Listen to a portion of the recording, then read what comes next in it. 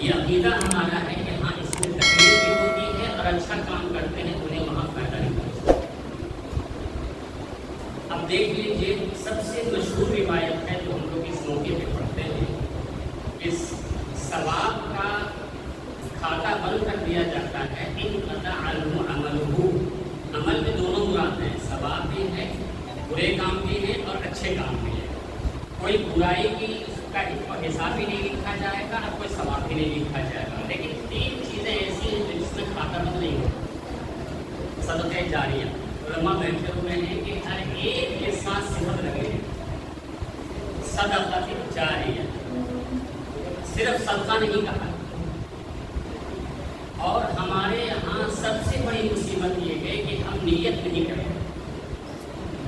نیتوں کے سلسلے میں ہمیں متنبع ہونے کی ضرورت ہے۔ کوئی کام چلتے چلاتے اگر کر رہے ہیں تو وہ کام اللہ کے یہاں اس میں نہیں لکھا جائے گا۔ آپ اس کی نیت کیجیے۔ اس کا بہتر طریقہ یہ ہے کہ کھانا آپ نے پکایا گھر میں، تو کھانا پکایا تو آپ یہ نیت کر لیجیے کہ ایک آدمی کا کھانا پڑوس میں بھجوا رہے ہیں، تو نیت یہ کر لیجیے کہ ہم فلاں مردے کی ثواب کے لیے ہیں۔ اگر آپ نے کوئی نیت نہیں کی ہے تو آپ کو اس کا فائدہ اس مردے کو، اس میت کو نہیں ملے گا جب تک آپ نیت نہیں کریں۔ صدقہ جاریہ ایسا صدقہ ہونا چاہیے جو جاری ہے، یعنی صدقے کے ساتھ صفت۔ علم ينتفع به، ایسا علم جس سے فائدہ اٹھایا جا رہا ہے یا اٹھایا جائے گا۔ محض عالم بنا دینا، محض کسی خاندان کے کس فرد کو باخبر بنا دینا، اگر وہ اس کے علم سے خلق خدا فائدہ نہیں اٹھا رہی ہے تو وہ علم اس کے لیے نفع بخش نہیں۔ تیسرا جملہ ہے او ولد صالح یدعو له، اس میں دو صفت ہیں، علماء بیٹھے ہوئے ہیں۔ ولد صالح یدعو له، ایسا لڑکا جو صالح بھی ہو اور صالح ہونے کے ساتھ ساتھ وہ دعائیں مغفرت بھی کر رہا ہو۔ محدثین یہ لکھتے ہیں اس روایت کی تشریح میں کہ اگر کسی کوئی بچہ صرف صالح ہے، نیک ہے، دعا نہیں کر رہا ہے، جب بھی اس کے صالح اعمال کی وجہ سے اس مردے کو فائدہ پہنچائے۔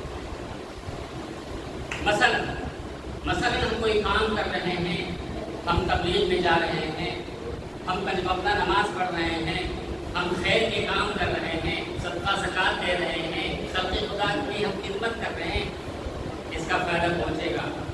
صالح اعمال کا فائدہ میت کو پہنچے گا، اور خصوصیت کے ساتھ یہ کہا ہے کہ یدعو لہ، کو دعا بھی کرے۔ اللہ تعالیٰ مولانا میر صاحب کو حسنات سے نوازے کہ انہوں نے اس مجلس کا انعقاد کیا۔ حقیقت یہی ہے کہ ہم میں ہر ایک فرد کسی نہ کسی باپ کے بچے ہیں۔ ہمیشہ اس کا استحصال رہنا چاہیے۔ حدیث میں یہ بھی آتا ہے کہ جب آدمی یہاں سے قبر میں جاتا ہے تو کچھ لوگ استقبال کے لیے کھڑے رہتے ہیں۔ پوچھا کون لوگ استقبال کرتے ہیں؟ صرف اس خاندان کے تمام لوگ استقبال میں نہیں رہتے ہیں، سب سے زیادہ استقبال سے قریب وہ آدمی ہوتا ہے جس کا رابطہ اس کا سارے ثواب سے مضبوط ہے۔ چاہے وہ استاد ہو، چاہے اس کا شیخ ہو، چاہے اس کا مرید ہو، چاہے اس کا ادنا کوئی غلام خادم ہو، اور گھر کا بڑا سا بڑا فرد اگر ایسا ہے جو بالکل خاندانی رشتے کا تعلق ہے، خون کا تعلق ہے، لیکن اگر یہ سارے ثواب کا تعلق اگر نہیں ہے تو حدیث میں یہ بات نہیں کہی گئی ہے کہ استقبال کے سب اوپر ہے۔ لہذا ہمارا تعلق میتوں کے ساتھ، اپنے مردوں کے ساتھ، اپنے جانے والے کے ساتھ، یہ سارے ثواب کا تعلق مضبوط رہنا چاہیے۔ ایک واقعہ میں سناؤں گا، پھر بعد میں ختم کر دوں گا۔ حضرت مولانا شیخ الحدیث مولانا زکریا رحمۃ اللہ علیہ کا بات۔ اچھا، یہ روح متوجہ ہوتی ہے، اس میں ایک واقعہ مجھے اور یاد آ گیا۔ مولانا حسین احمد علی رحمۃ اللہ مرتبہ حدیث پڑھاتے تھے دارالعلوم میں۔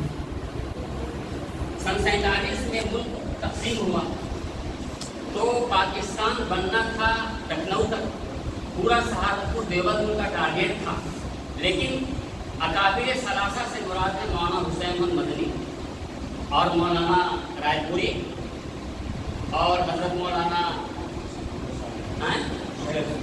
شیخ زکریا صاحب، یہ اکابر ثلاثہ ہیں۔ ان کی دعاؤں اور جدوجہد کی وجہ سے ملک جا کر کے لاہور تک کر کے بند گیا، ورنہ اسباب ایسے نہیں کہ دارالعلوم تو وہ پورا یعنی فلاں ان کا دوسرا تھا۔ تو اس زمانے میں دارالعلوم کی انتظامیہ نے لڑکوں کو متعین کر دیا کہ کوئی پولیس والا یہ فرقہ پرست طاقتیں دارالعلوم پر قبضہ نہ کر لیں۔ اس وجہ سے باب الظاہر میں اور باب الظاہر سے پیچھے چاروں طرف نگرانی لگا دی کہ کوئی دشمن نہ آئے۔ تو مولانا چشتی صاحب رحمۃ اللہ علیہ کے شاگرد ہیں، کچھ شاگرد ہیں، انہوں نے خود واقعہ سنایا ہے حضرت مولانا سید ارشد مدنی کو، حضرت مولانا سید ارشد مدنی کو۔ دیکھا کہ باب الظاہر کے پیچھے کچھ ایسی محسوس ہو رہی ہے کہ کچھ حضرت شیخ الہند جیسے، اور حضرت شیخ الہند کی شکل میں ایک وہاں مجسمہ ہے، اور جب قریب جاتے ہیں تو پھر تحلیل ہو جاتا ہے وہ مجسمہ۔ ان کو اشکال ہوا تو صبح سبق میں درس حدیث میں حضرت شیخ الاسلام کو ان لڑکوں نے درخواست کو پرچی لکھا کہ رات ایک ایسا واقعہ ہوا کہ ہم نے حضرت شیخ الہند کو زندہ حالت میں ہم نے بابو صاحب کے پیچھے دیکھا۔ جو پرچی پڑھا حضرت شیخ الاسلام نے تو مسکرا کر کے پرچی رکھ دیا، جواب نہیں دیا۔ پھر پرچی دی، پھر جواب نہیں دیا، پھر پرچی دیا، پھر جواب نہیں دیا۔ جب تک لڑکوں کو جواب نہیں ملا تو اس کے پیچھے حضرت کے پیچھے گھر جب چھوڑنے کے لیے گئے تو حضرت نے فرمایا کہ وہ حضرت شیخ الہند کی روح کی جو غایت توجہ کی وجہ سے جسم کی شکل اختیار کرتی ہے۔ کوئی جسم روحیں کبھی کبھی غایت توجہ کی وجہ سے جسم کی شکل اختیار کر لیتی ہیں۔ ہماری بے توجہی ان کو خوب محسوس ہوتی ہے قبر والوں، اور ہماری توجہ بھی ان کو خوب محسوس ہوتی ہے۔ اب یاد رکھیے کہ ہمیشہ اپنے ایصال ثواب میں چاہے ایک کلمہ پڑھیے، چاہے ایک دفعہ درود شریف پڑھیے، آپ نیت کیجیے انشاءاللہ العزیز آپ ایصال ثواب کرنے والوں میں آپ کا شمار ہوگا۔ مولانا زکریا صاحب جب کسی گاؤں میں جاتے تھے تو وہاں سب سے پہلے قبرستان جاتے تھے، ہمارا یہ معمول نہیں ہے۔ اس قبرستان میں جا کے فاتحہ پڑھتے تھے۔ انہوں نے اپنی میں لکھا ایک واقعہ لکھا ہے کہ ایک گاؤں میں گئے تو فاتحہ پڑھا، رات میں خواب میں دیکھا کہ جتنے قبرستان کے مردے ہیں وہ سب کے سب کچھ چن رہے ہیں، ثواب چن رہے ہیں، ایک اس میں سے نہیں چن رہا ہے۔ تو انہوں نے ساتھی نے پوچھا کہ تم کیوں نہیں چن رہے ہو؟ تو کہا کہ ہمارا لڑکا ہمارے لیے ایصال ثواب کر رہا ہے، ہمیں ایصال ثواب کی ضرورت نہیں ہے، روزانہ ہمارے لیے وہ قرآن شریف پڑھتا ہے۔ پوچھا پتہ کہاں ہے؟ کہا کہ دکان ہے، حلوائی کی دکان ہے بازار میں۔ حضرت شیخ الحدیث لکھتے ہیں کہ میں نے جا کر کے دیکھا بیٹھا تو ان کا لڑکا حلوائی بھی بیچ رہا ہے اور اس کے زبان بھی ہل رہے ہیں، وہ قرآن شریف کی تلاوت کی۔ دوسرے سال کو گئے اور دوسرے سال جانے کے بعد پھر اس گاؤں میں ایصال ثواب کیا۔ یہ عجیب واقعہ ہے، مولانا ارشد مدنی بھی سناتے ہیں، مولانا ارشد مدنی بھی اور اکابر سب سناتے ہیں۔ وہ ایصال ثواب کیا تو اس خواب میں یہ دیکھا اس رات کو کہ اس ثواب کے چننے والوں میں وہی شریف ہے جو پچھلی دفعہ نہیں چن رہا تھا۔ تو پوچھا ہے کہ اب کیوں چن رہے ہو؟ پہلے تو نہیں چن رہے تھے۔ تو کہا کہ اب میرا بیٹا جو میرے لیے سارے ثواب کرتا تھا اپنی دنیا میں نہیں رہا۔ تو ہمارے ایصال ثواب کی ضرورت وہاں مردوں کو کتنی ضرورت ہوتی ہے جسے آپ اندازہ لگا سکتے ہیں۔ ہم نے ہم کو ہر ایک کو جانا، کس کی زندگی یہاں یعنی کس کو معلوم ہے کہ کب کس کو جانا ہے۔ اس وجہ سے ہم کو اپنا استحضار رکھنا چاہیے۔ موت ہی ایک ایسی چیز ہے جو کسی مذہب کو مانتا ہے وہ بھی، اور جو نہیں مانتا کسی مذہب کو وہ بھی، سب کو موت کا حقیقت کا سب کو اعتراف ہے کہ موت ایک دن آنی ہے۔ ہماری کوشش ہونی چاہیے کہ صبح کے معمولات میں اپنے مردے کے لیے ایصال ثواب ضرور کریں، اس کا اہتمام ہمیں کرنا چاہیے۔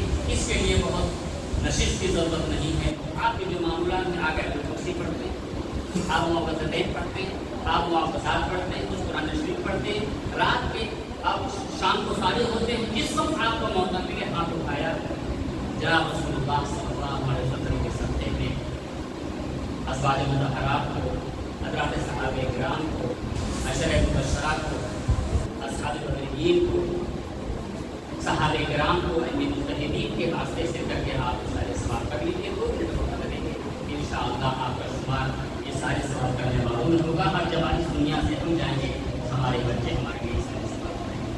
اللہ تعالیٰ اس نشست کو قبول کرے اور ہم میں ہر ایک کو اپنے خاندان کے فرد کے لیے، اپنے مشائخ کے لیے، اپنے اساتذہ کے لیے سارے ثواب کرنے کے لیے یہ سارے سبق کا طریقہ ہماری بزرگوں نے بتایا. وہ یہ بتلایا ہے کہ آپ 3 دفعہ درود شریف پڑھیں اور 3 دفعہ درود شریف پڑھنے کے بعد پھر 3 دفعہ سورہ فاتحہ پڑھیں اور 11 دفعہ قل ہو اللہ. بعض روایت میں آتا ہے 12 دفعہ، بعض 11 دفعہ، ہم 12 دفعہ پڑھتے ہیں. 12 دفعہ قل ہو اللہ پڑھیں اور پھر 3 دفعہ درود شریف. اور درود شریف پڑھنے کے بعد پھر کچھ اور قرآن چلا تو 3 دفعہ درود شریف پڑھیں، 3 دفعہ سورہ فاتحہ پڑھیں اور پھر